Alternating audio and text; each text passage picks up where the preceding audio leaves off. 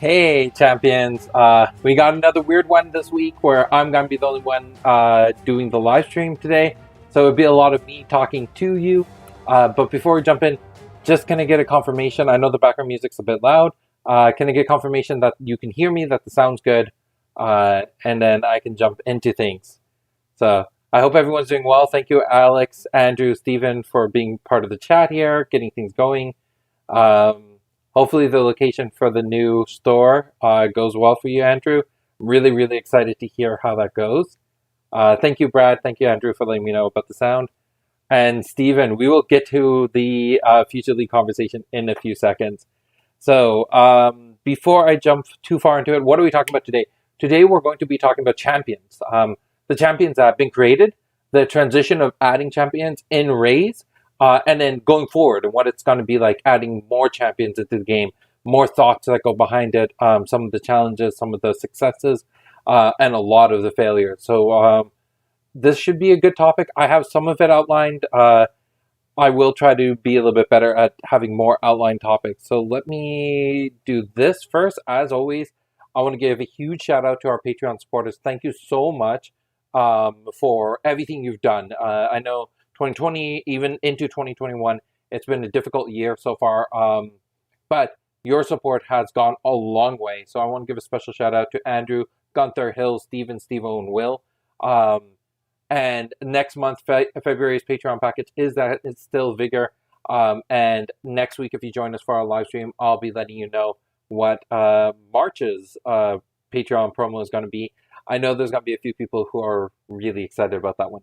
So, and then the other thing is thank you to everyone who's helped us with Future League. There's been an interesting development where we have launched a side Discord server purely for Future Leaguers. And it's been rolling out. You'll slowly get an invitation. I'm working with Alex to make sure we're getting people brought in the right phases, in the right ways to make sure that we put everything together. It looks like things are getting together really well. So if you are looking for an invitation, reach out to AG Miller on Discord and he'll invite you into the server. And then on top of that, the malfeasance promo will have to be delayed a little bit. There is a typo. You can see it in that image there where it accidentally says beckon on the ability instead of cast. So I have to reprint them. So you'll be getting your malfeasance promos a little bit late in the month, but they will be coming. And then we'll be doing some Future League testing tonight. Hopefully, I may not be able to come just because of some personal issues. But if I'm able to join, I'll make sure I do that. All right, let's bring my beautiful face back onto screen.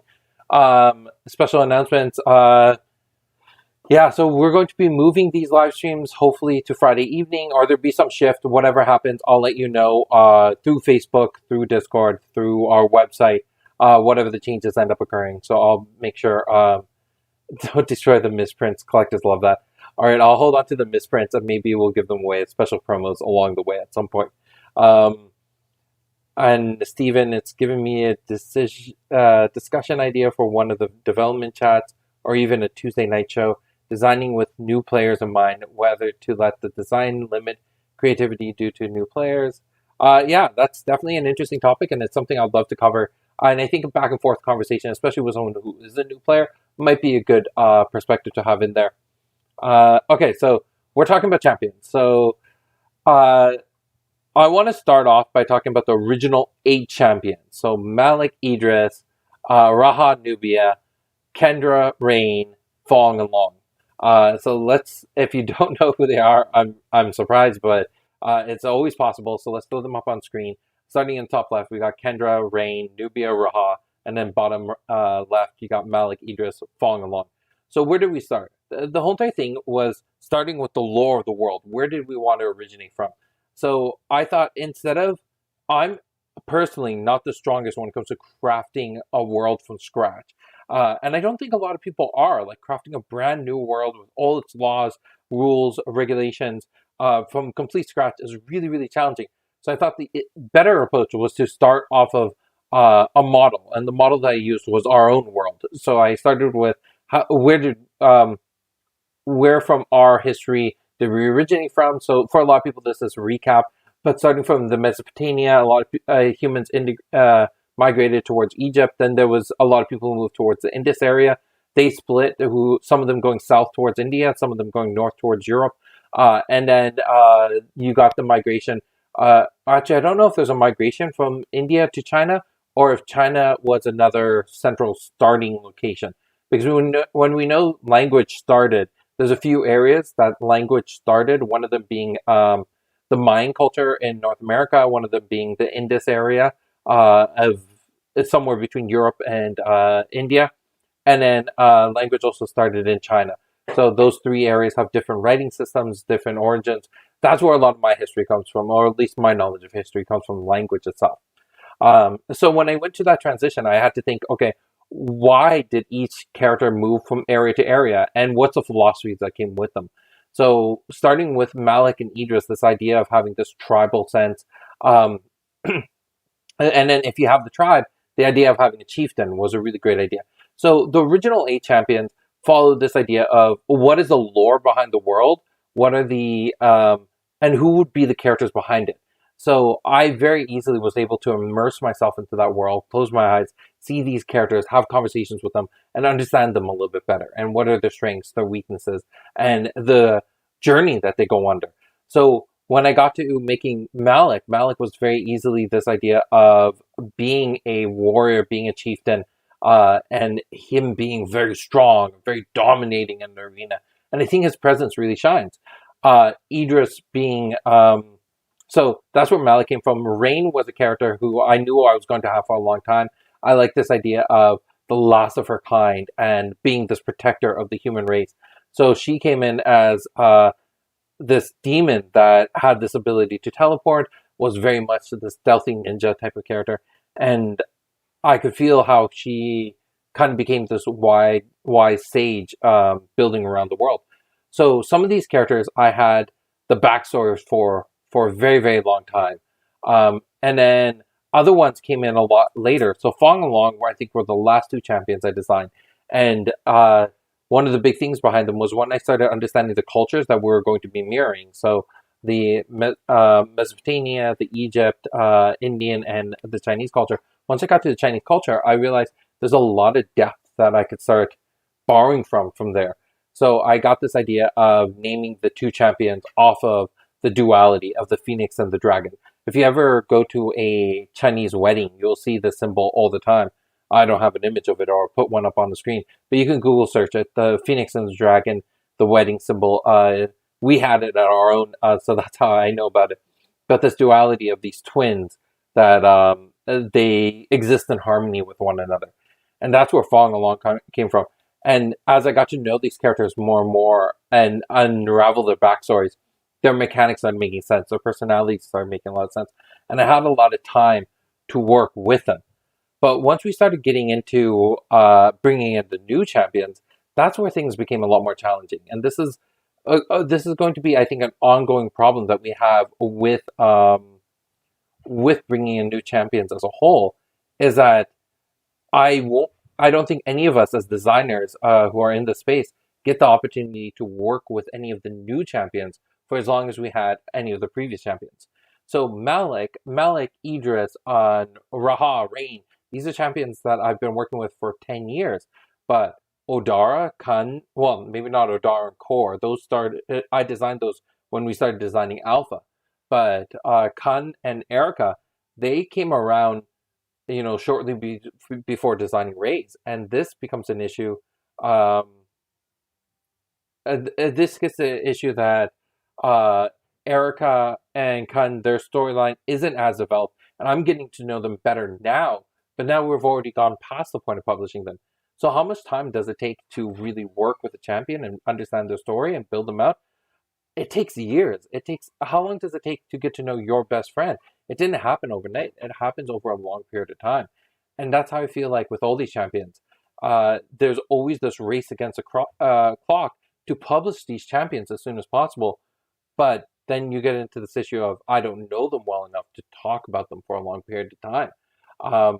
So I know Kun a lot more now than I did when we published the set. So I understand his backstory and where he's coming from and why he acts the way he does. And when I put him in particular situations, like his encounters with Raha, where it's definitely going to be a sense of respect and trust, but also a held back reservation because at his heart, he's still a champion from Ajna.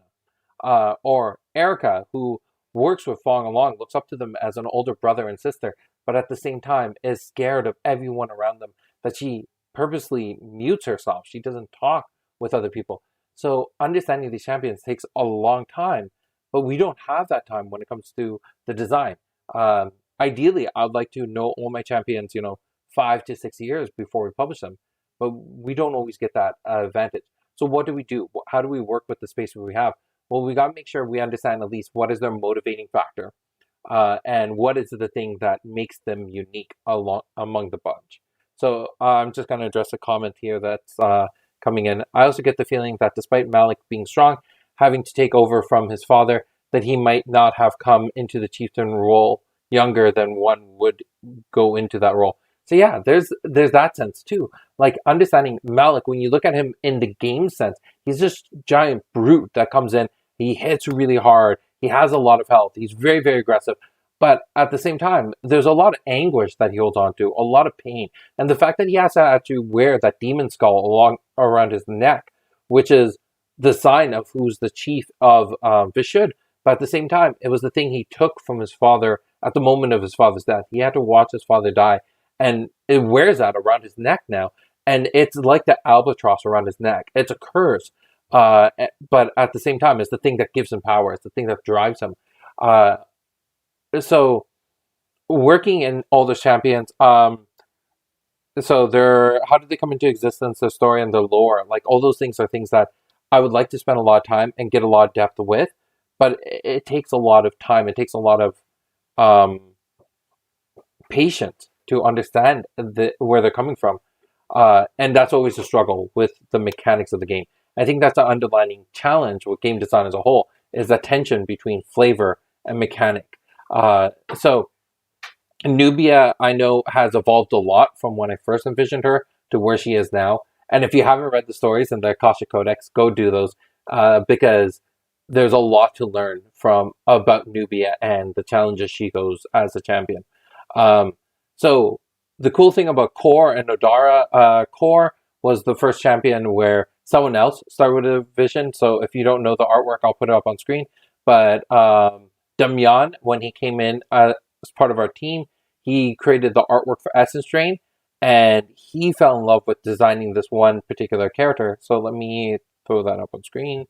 Where are you, Essence Drain? Ooh, that's very large. No one's going to be able to see that. All right, got that up on. I'm gonna get that up in a few seconds here. All right, let's transition that over. Cool thing is, if you don't see it, and I'll let you look for it as I talk about it, but along one of his, I would say, collarbones, is Damyan's signature. So that's kind of a cool thing. It's etched into the bone itself. So he worked on this piece and fell in love with it. And he put so much detail, so much passion, and so much commitment into this piece. You can even see the library sauce in the background. He learned the lore, learned the world, and that kind of commitment, it had to be rewarded. And so we ended up bringing Core into the story arc of all the champions. But he wasn't originally intended in my story arc. Anyway, so working on story, that's a big proponent of making a champion. Understanding the details of what goes into making the flavor behind the champion is very cool. Shahan, if you look at the quote of Essence Drain, it actually says Core's name on there. Core was entitled, it was designed into the game from Alpha. So yeah, so even with Odara, there are quotes in Alpha and Beta which reference Odara. She was not just a champion that we threw in; she was there from the very beginning. Um, so then came the system of how do we design the actual numbers behind the champion. And okay, I'm gonna throw this up on the screen. It's gonna be I was not planning on this, so you're gonna have to give me a few seconds. But I, as a kid, played a lot of not published RPGs, but ad hoc RPGs that my brother would design, and I loved them. They were really, really fun. But one of the things I thought was really interesting about them was the character building sheet. So having this idea of having points that go towards a particular stat and then balancing it out. So what we would do is everyone started off with 10 points and you put them towards your attack, your defense, and those type of things. So let me put this up here. And then those points will get converted into particular abilities that you're doing. So let me throw this up on screen. This is our formula. I'm giving you a really behind the scenes look on this, but the idea is for each mechanic, each attribute we put into the game, it gives you a certain amount of points. So if I want a champion with 18 health, that's 1 point of my total points that I have for building that champion. And every champion has 16.5 points that I put towards building them out. So 18 health gives me 1 point, but 30 health is worth 5 points. 150 aura is worth 5 points. And so there is a tense balance that goes towards designing every single champion. I'm not going to put this up for too long, but some trade secrets, but this idea of we do have a formula that we work with, and it's very, very rigid, and it becomes really annoying at times. And anyone who's helped me work on building a champion knows this. It becomes a very tight bond between one small tweak. So if you're wondering why so many champions are very similar, or like what's the design process behind making one decision over another, or why is it that we can't just take a particular champion and like boost its health, even though it seems like it's so suited to boost the health? It's because we're working within that formula and we're trying to make it as fair as possible. Now that formula has changed a lot, and the original champions, they don't average out to that 16.5. Some of them are significantly lower, some of them are significantly higher, but that doesn't mean that we shouldn't keep on tweaking the formula and trying to make it as best as it can. And the hope is eventually we'll get to a point where this stabilizes, and then all champions moving forward should be more balanced and more fair. Okay. I know that there was going to be some comments with the formula. Is it linear, the formula?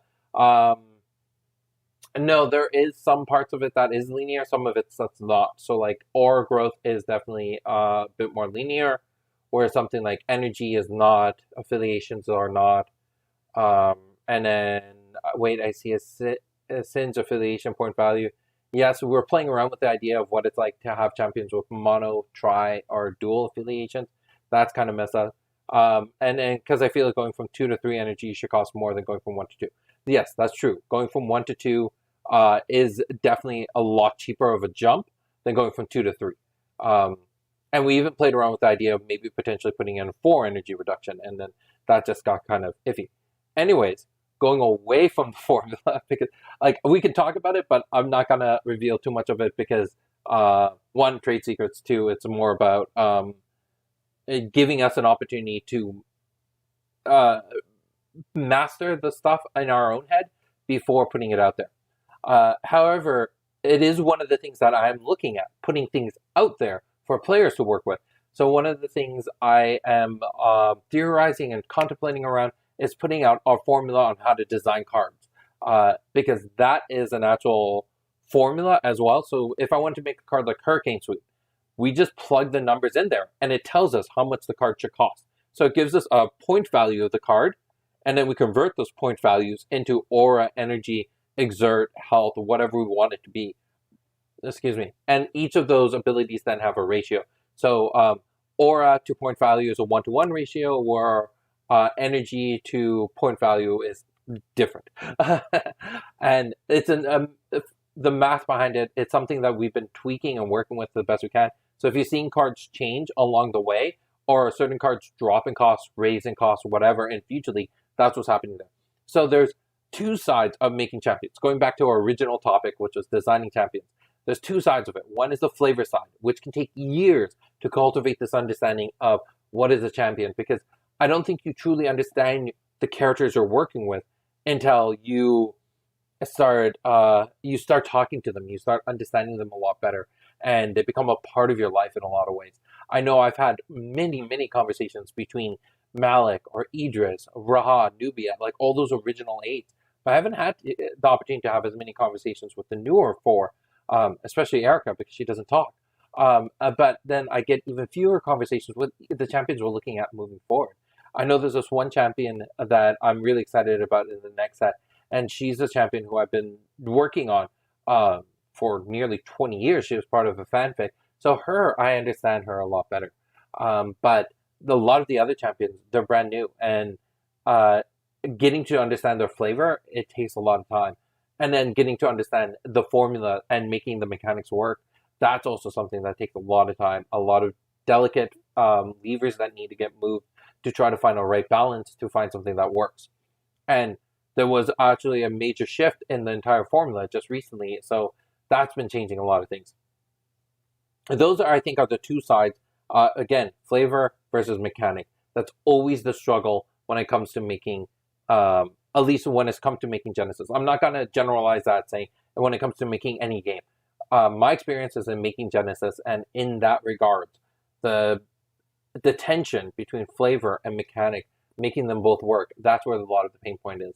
So a lot of the new champions, you may not resonate with them, and that may be just the fact that sometimes champions are rushed, and that's the pain point with them.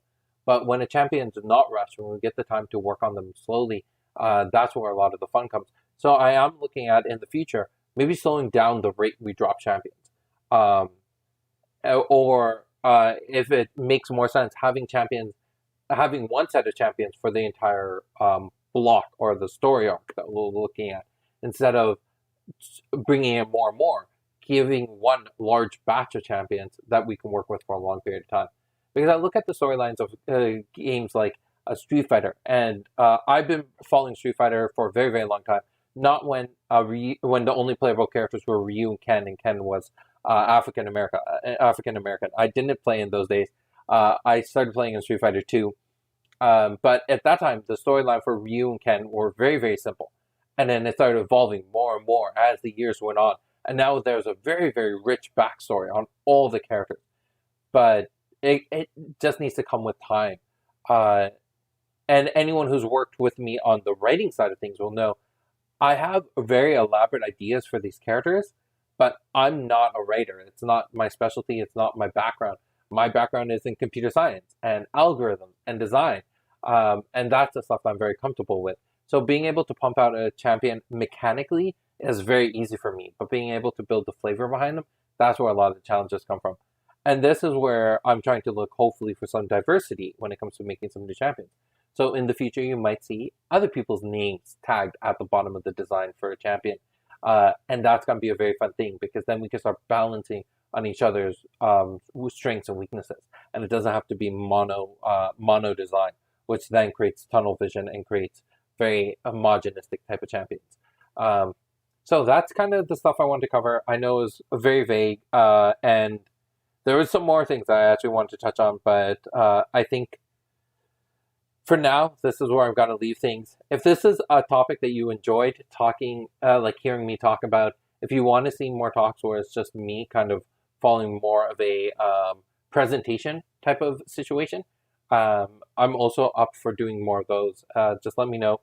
Before I wrap this up, I do want to mention we have the town hall happening on Monday from 5 to 6. I know there's no events or stuff like that. I'll make those right after this. But the town hall is happening from 5 to 6 on Monday. This is going to be your opportunity to come in for everyone who's part of the Future League or who just loves the game to come in and answer some questions that I'll be pitching to you. I have particular questions in mind. So things like, I know last time we talked about what makes a good HG card or what makes an exciting champion. And that became really, really organic, dynamic conversations, which I loved. So I want to carry that trend for town halls, where instead of it's you pitching topics to me, I'll throw it the other way around, and I want to get your feedback. I want to hear from you. But if there's a question you want me to cover in a particular town hall, feel free to bring that in, and we'll have that conversation as well. And I want the open forum because then it has a little bit more accountability to the whole entire situation. And then on top of that, we've got the Akasha Codex new chapters coming out every other Monday. I think a new one just came out this past Monday, which was absolutely amazing. I'm working with Carl now to do the actual core writing. Brad, who's an amazing editor, has been cleaning it up, making sure that it's very concise. And I'm just providing the skeleton. They're doing the real work. So Brad, Carl, huge shout out. You guys are amazing. Um, Tuesday night, me and Alex are sitting down and we talk about some really, really great topics.